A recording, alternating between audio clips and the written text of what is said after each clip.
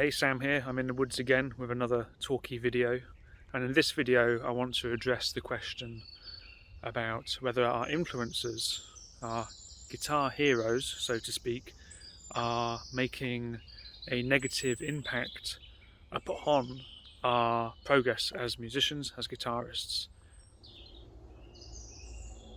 What I really mean to say is, how is our relationship with our understanding of who these artists are, what they're doing, versus what we're doing with our own playing, how that relationship may have an impact on our progress. Now, before we get into this matter, I think it's really important to consider how important influence is on us as people in the world.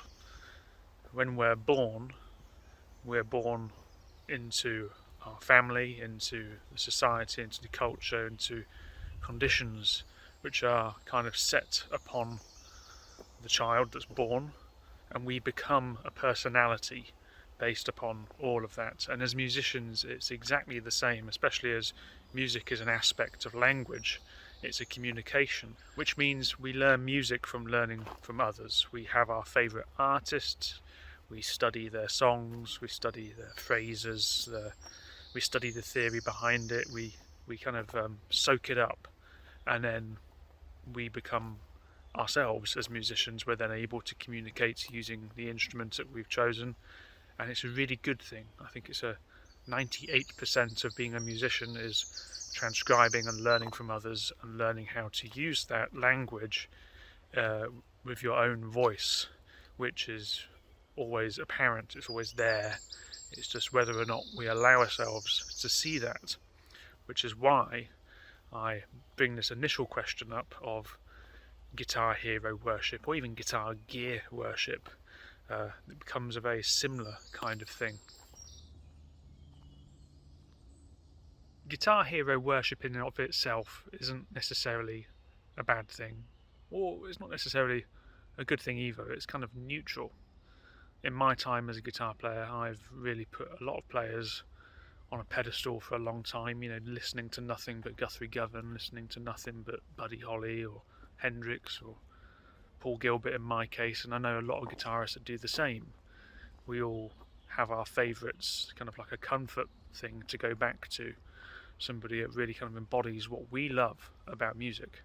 The negative side of getting too caught up with your guitar heroes and putting them on pedestals or gear or anything like that is that you can end up idealising and kind of grasping onto a very small aspect of what we think music should be, how we should play, how things should be, which then turns us off listening to other music, listening to other perspectives, and most importantly, we shut off ourselves, we limit our own potential. We see this with all kinds of guitar heroes: Stevie Ray Vaughan, Hendrix, Clapton, you've got Alan Holdsworth, Van Halen. They all had their unique impression on the world, which is beautiful. But people have turned it into a kind of academic, you do this and you'll get this, and that's the way to do it. And there's lots of arguments on the internet, and there's lots of musicians who have limited their own path by purely kind of doing that one thing. And most of these musicians I've met, students I've had for many years in different teaching scenarios, all kind of caught up, and then seeing this kind of play out with the a large amount of content available now. There's so many guitar players, and people are quite confused of where to go with their own playing, because there's a lot of great stuff out there. It's all very inspiring. So I've had some food for thought on this. How do we balance this? How do we not get caught up in the hero worship? And how do we come back to finding our own potential, because we have a unique opportunity, because we were born, to be ourselves. And let's go into it.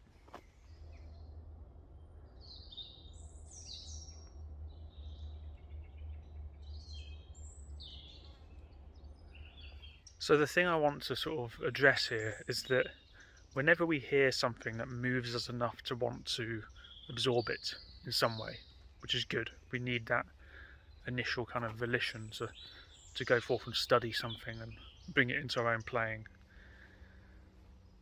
We are hearing the artist. It's our brain, our ears, our eyes, and all of the conditioning I was talking about earlier, which brings out kind of a point in time when you hear the artist, you hear a solo or something, and that's a expression of that point in time for that artist. And at that point, even through time, whether it's a recorded thing or live, you and the artist connect in a very real way. There's no separation. The artist actually becomes a mirror of you.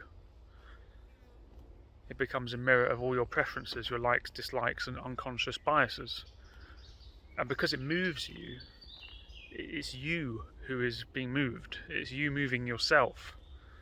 And this artist is also an expression of this same potential that has been in you, which has been moved as well. So it sounds very metaphysical and odd, but if you look at your experience, all the sound is happening right here.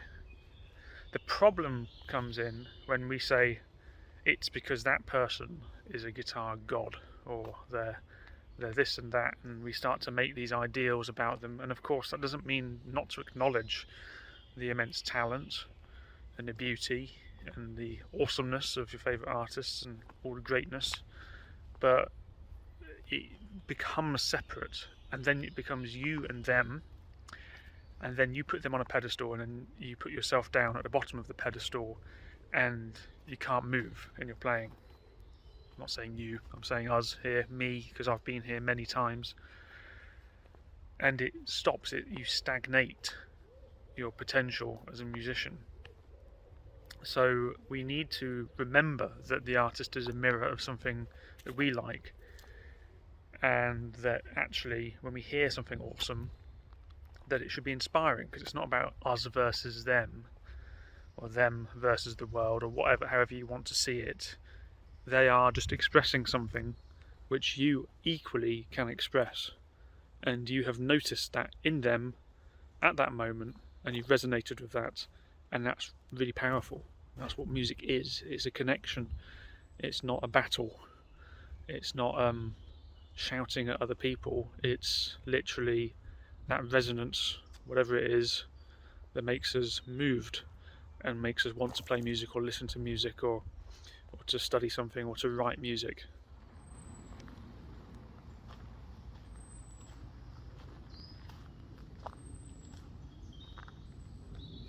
It's important to remember that we are always changing. This jigsaw puzzle of moving influences and conditions which appears as us in the world is always changing. So one of the biggest stresses in life is when we try to hold on to any idea of what we think we should be, when we idealise the situation based upon our kind of memories and thoughts which don't exist in this particular moment in time. And when you do that with an artist, you kind of stagnate them as well. We're always changing, they're always changing. It's just a moving flow, and that's what experience is. If we just stop living in our kind of analytical, rational mind, that we actually see in art that it is an expression of this kind of movement. And to go against this movement is to go against nature itself. How we breathe, how we eat, how we digest food, how the body heals itself and sleeps and all that stuff, and how we come up with ideas. It just seems to come from nowhere. Whereas when we get out of the way, people say they find themselves with music. Really, they're just attuning to reality of beyond the kind of thinking and little me in the head. They're letting go, and that's where real kind of music comes from. And you can tell from listening where someone's coming from, depending on how you feel when you listen to the music. But you can't do that by thought. It's how your body feels. To summarise this short video, and thanks for sticking with me so far, I think we just need to acknowledge that we have a potential, all of us, no matter what we do. Our thoughts about whether it's good or not and how it is compared to somebody else don't really matter in the ultimate scheme of things. These trees around me are just growing. No one's telling them to. They're not worried about if they're a certain shape, if a certain squirrel's living in them. They're just doing it, and it's beautiful. And that's what music is. Before it became all commercialised and it became all about image and ways and should be's and rock stars and all this interesting and inspiring yet quite distracting stuff from the essence of what it is. You have the potential to be you, and that's all we can do in this lifetime. It's a complete mystery, and to put that all in the hands of somebody else into an idea, to put all that into an idea of this is how it should be, is to argue with reality, because reality is this. How does this look for the guitarist watching this video thinking, well, this all sounds very nice and it sounds like an ideal? And again, like I said in my flow video, these sort of conversations often get put in the woo-woo category, and I think that's because everything that is real in some way in terms of experience, it's hard to talk about in language. It's hard to talk about it without sounding a little bit cuckoo.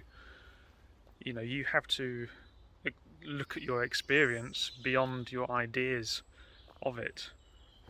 And as a musician, it's when you hear an artist that moves you, it's to pause and look at your reaction to that. If there's jealousy, then maybe you're coming at it from the wrong point at that time. I know that I do. I always take a pause there.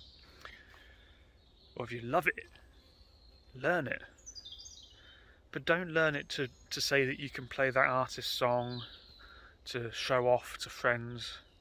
You're doing this just to expand. It's like reading a book and learning a language, so you can have better conversations. You can communicate and listen to people better. You can hear other people's perspectives better. That's what you're doing when you're learning music. And then, as soon as you can, drop all of it, forget it all, and be you. Don't judge, don't compare, don't make it ideal, don't stunt your own growth. Because no matter what level of technical ability you are, whatever gear you have, whatever level of experience you have, everybody is worthy of playing music. There's no kind of entry fee, there's no kind of thing. Anybody from any cultural background can make music. It's our kind of birthright in many ways, and to confuse that with guitar heroes, musical idols, and all that stuff is a shame. And it's not to say that we shouldn't celebrate these awesome musicians, because they are expressions of our potential. They're expressions of humans, the good that humanity can do. We're pretty awful most of the time, and society is getting a bit more removing the heart of things, really. It's all to get somewhere, to do something, to dominate. We're forgetting how to talk to each other, and music is a unique kind of opportunity. There's silence in the music which we can all meet. So anyway, there's some food for thought. These woods are lovely, and I hope you're well. Take care, and I'll see you soon.